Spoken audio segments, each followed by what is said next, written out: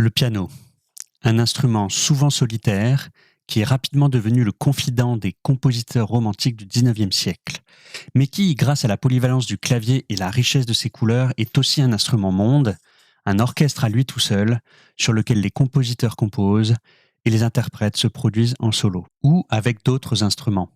Deux pianos, c'est plus inhabituel. C'est le titre intrigant du film d'Arnaud Desplechin. Il correspond aux deux interprètes, joués par François Civil et Charlotte Rampling, qui se revoient après des années d'éloignement et doivent rejouer ensemble au concert. Comment accorder ensemble deux claviers, deux mondes, deux personnalités? Cet enjeu musical et relationnel promettait d'être passionnant. Malheureusement, Arnaud Desplechin élargit le spectre de son récit en déplaçant l'intrigue vers un personnage finalement beaucoup plus important, Claude au féminin, joué par Nadia Tereszkiewicz, une ancienne amante du personnage de François Civil, Mathias, qui s'est finalement installé en couple avec son meilleur ami. Et le film s'engage dans un récit de trio amoureux, ou plutôt d'un trio amoureux finissant, puisque le meilleur ami en question va rapidement mourir, laissant seuls les deux derniers personnages. Et c'est bien connu au cinéma, un trio amoureux qui perd l'un de ses protagonistes ne peut que déboucher sur la déception et la rancœur. Alors, pourquoi regretter le film qui aurait pu être plutôt que juger celui qui est sous nos yeux? C'est une bonne question.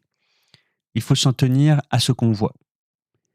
Mais on peut déplorer le traitement poussiéreux et figé du personnage de Claude. D'abord montrée comme réservée et capricieuse lorsqu'elle était avec son mari, celui qui va mourir, elle est ensuite décrite comme hésitant entre les deux hommes. Et pire, en se complaisant dans le rôle d'une femme récompense qu'il faut conquérir face aux autres hommes. Il y a littéralement cette scène dans le film. Quelques années auparavant, Claude révèle à son amie Judith qu'elle a couché avec l'un et l'autre et se retrouve enceinte. Son visage est alors cadré de très près, légèrement en biais, avec un sourire du démon, lorsqu'elle dit qu'elle restera avec le plus fort des deux. Le plus malin, le plus courageux, etc. Mathias, qui lui détiendrait la vertu, ne souhaite pas s'imposer et part sans demander son reste. Alors bien sûr, il y a la lecture possible du film selon laquelle Desplechin décrit un pauvre type qui n'a pas su se battre pour la femme qu'il aime.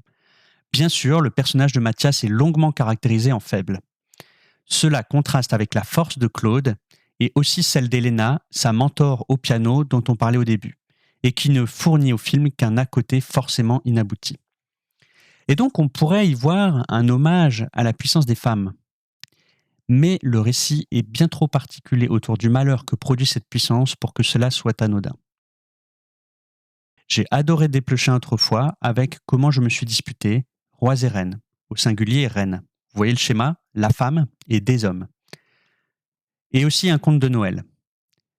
Superbe film. Il faudrait probablement que je les revoie pour mesurer si c'est mon regard qui a changé ou Desplechin qui s'est empêtré. Mais il me semble tout de même que son style s'est affadi, que les joyeuses diatribes entre Mathieu Amalric et Emmanuel DeVos, cette rage à la fois destructrice et créatrice, se sont changées en joutes ternes et vaines entre François Civil et Nadia Tereszkiewicz. Les comédiens ne sont pas en cause, c'est l'écriture de Desplechin, sa mise en scène, sa vision du monde qui se sont figées. L'objectif d'un accord entre deux pianos s'est évanoui et reste seul en scène un piano désaccordé.